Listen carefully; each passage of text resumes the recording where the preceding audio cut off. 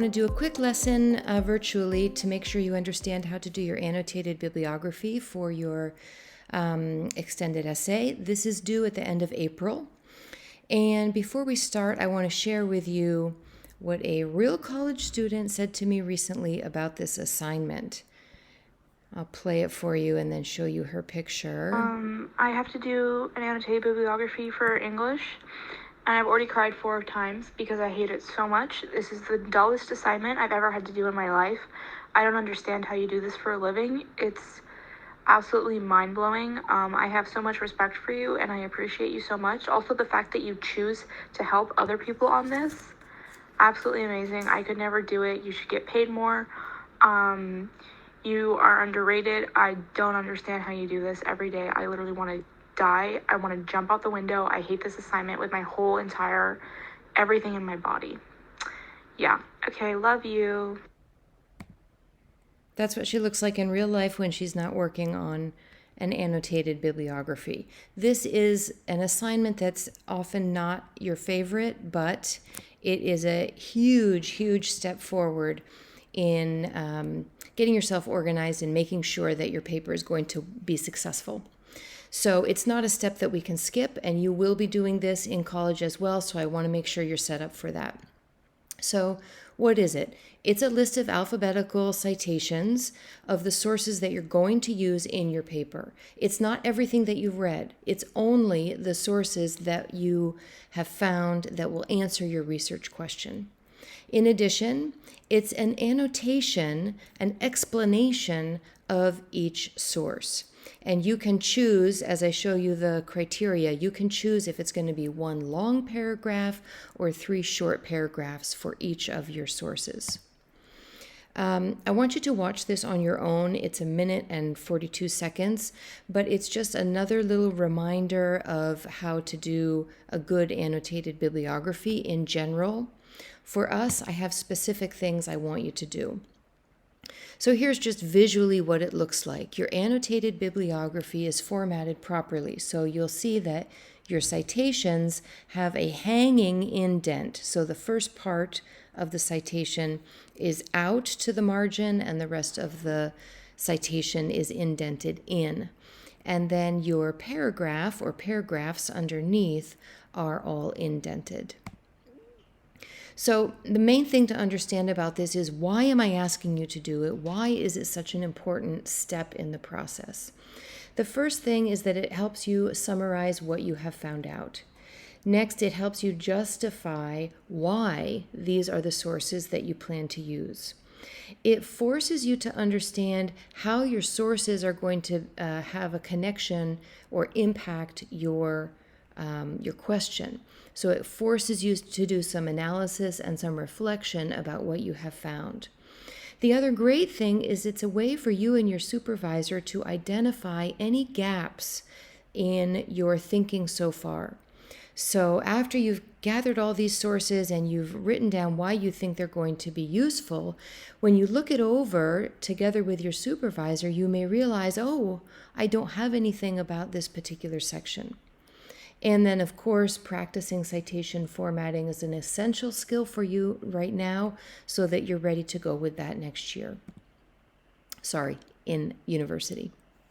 Okay, so there are 2 steps to it. The first thing you're going to do is cite each of your sources in MLA. And then after you have those cited, then you go into the document and write your annotations. So the first step is citing it. If you use Noodle Tools already, then please continue. If you like it, if it works for you, great, use it.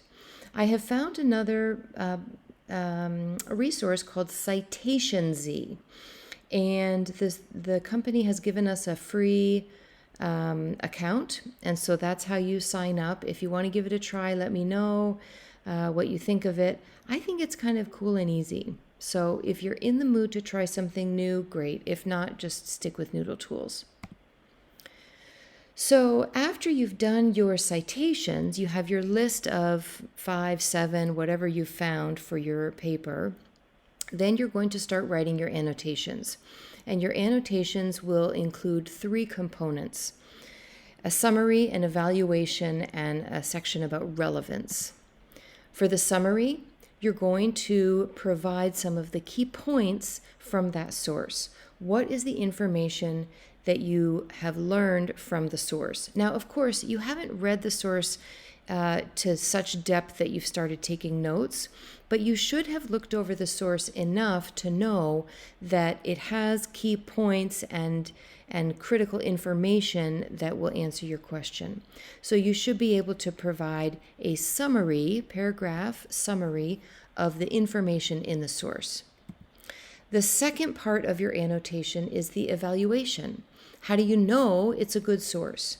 What do you know about the author, the authority behind the author, the organization that is putting this information out there?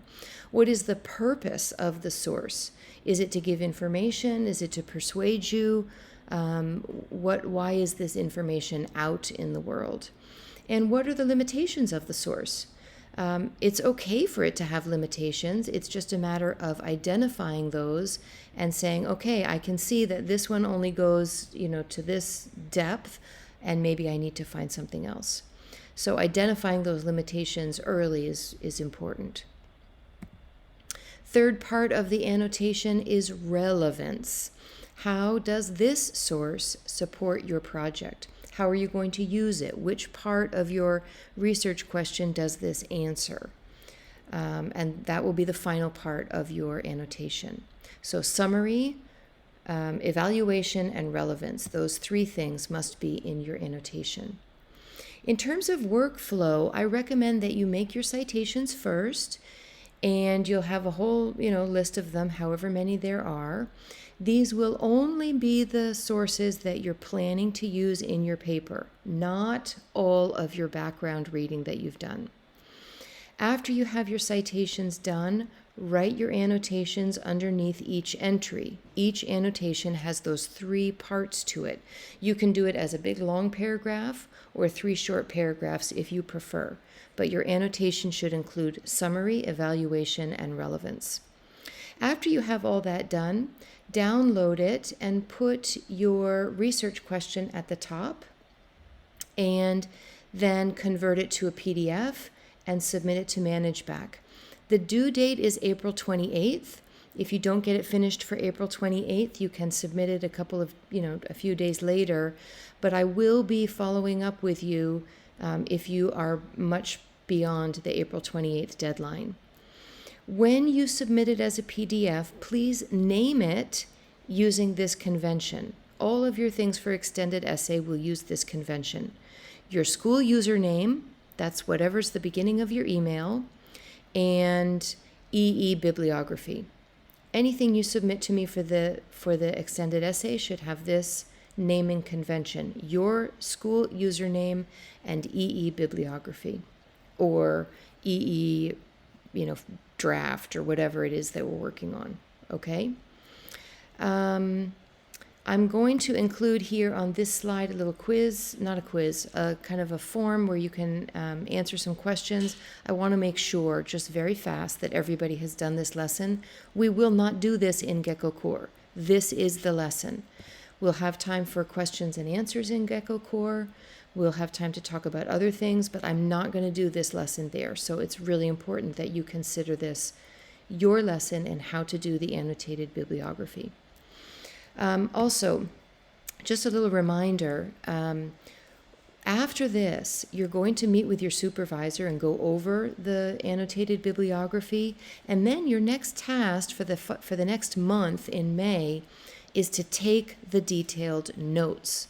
And so that will be the next lesson that we'll be having, is talking about how to take good notes now that you've done all the work to find these good sources.